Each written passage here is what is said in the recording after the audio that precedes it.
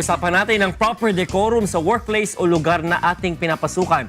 Ano-ano nga ba ang dapat at hindi dapat isuot sa loob ng opisina? Tutok na sa ating talakayan, lalo na ang mga first time na pumapasok sa trabaho ngayon. Kasama natin ngayong umaga si Ms. Delby Bragais, isang image consultant na suking-suki dito sa GMK. Good morning again, Delby. Good morning! Good morning, everybody. Good morning!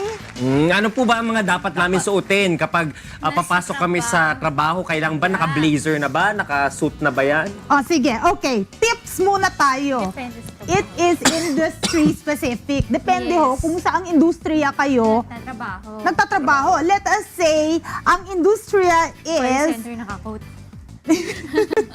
let us say, it is a creative industry. Okay. So, advertising yan or siguro, something na Fashion. fashion, Sa etc. magazine. Magazine. Then, it's okay to be really So like fashion-forward, that. creative. Yan, suot nyo.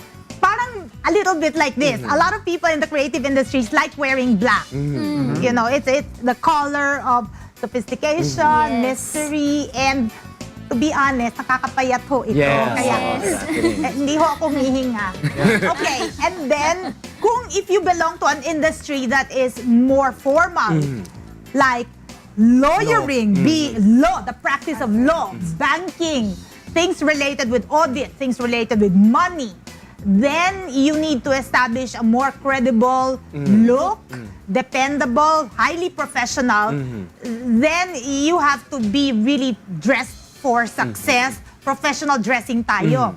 I would like to call on a new friend of mine to be my model for this morning for professional dressing when it comes to a formal industry. Okay. May I call on Attorney Alex? Can you please stand up? I'll use you as my model. Yan. Okay, example.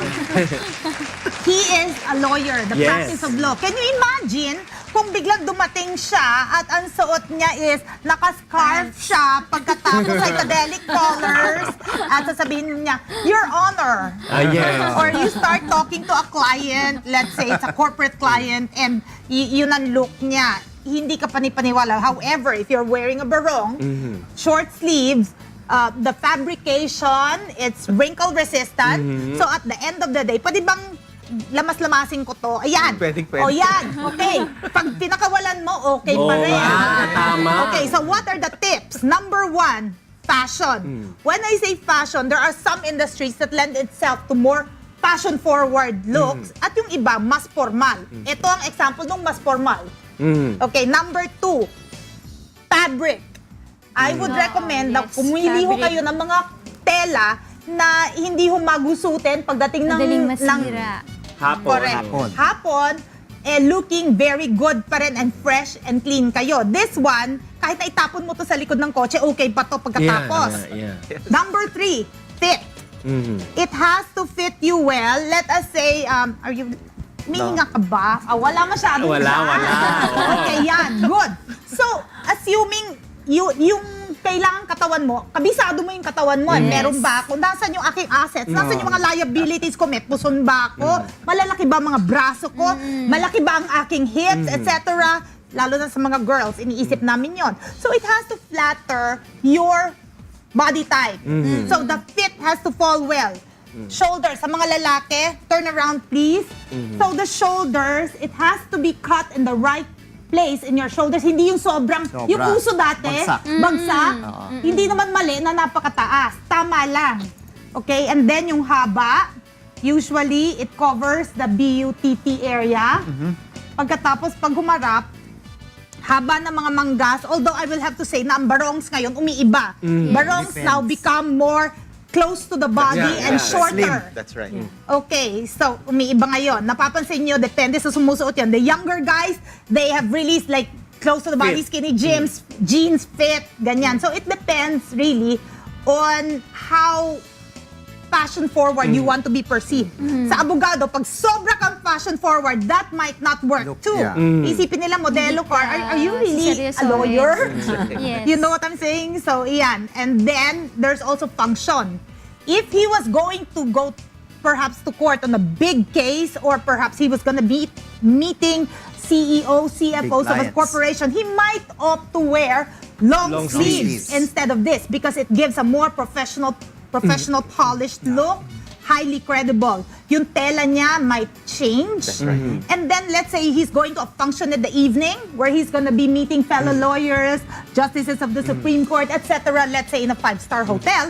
Baka pumili siya Pinya na. ng tela na, correct, tela na mas nakakaangat, mas sosyal. mas formal na tela. So ang pagpili ng tela, importante yan. Then there's function. Kung ano ang gagawin mo nung araw na yon, sino yung makakahalubilo mo sa araw na yon, kailangan i-take into consideration mo din yan.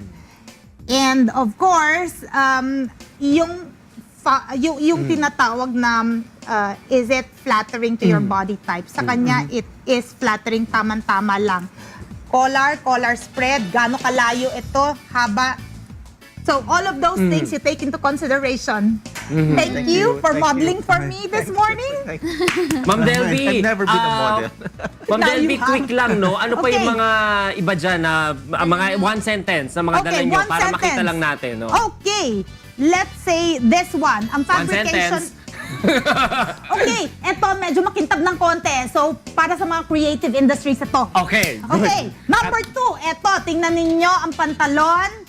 Medyo Flattering. flattering. Oo. So, maganda yan. Pag maganda ang katawan mo, Pwede. fine. Okay. Okay, next. Ito, pag medyo mababa ka ng konti, pag may mga pinstripes yan, etc., nakakatangkad yan. Very good for your vertical impact. Ayun. Great. Okay. Credibility.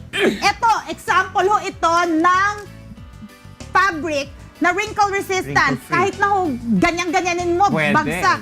So, for those of you na buong araw kayo nagtatrabaho nakatayo at humaharap sa mga tao, pumili ho kayo ng mga ganitong klaseng mga tela. Last, ito, basic white shirt. If you are a professional, you're working, get a basic white shirt. Great for you. Truvinized collar. Last na to. At ito, tingnan ninyo to. Para sa creative industry, ito. Ayan, yung mga kwelyong ganyan. Di ba? Yes. So, yun sa inyo, bagay to. Okay, yan, one sentence. Okay. Maraming salamat. Napakagaling talaga ng ating resource person dito. Na si Miss Delby Bragais. Isa pong image consultant. Saan ka mahahanap? Mabilis, one sentence. www.imagedesignersinternational.com. Yan. Maraming salamat again.